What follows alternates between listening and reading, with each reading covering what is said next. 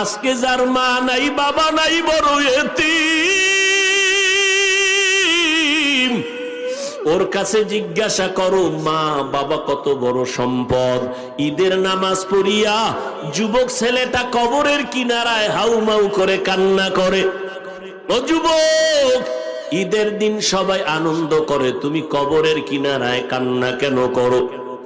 যুবক বলে ভাইজান, গত ঈদের নামাজে আমার আব্বাকে নিয়ে এক যায় নামাজে ঈদের নামাজ আদায় করেছিলাম, আমার মা মাথায় হাত দিয়ে দোয়া করেছিল।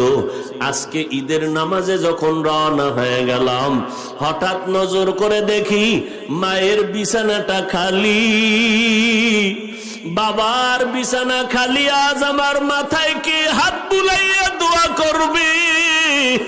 কে আজ আমার পাশে দাঁড়ায় নামাজ আদায় করবে?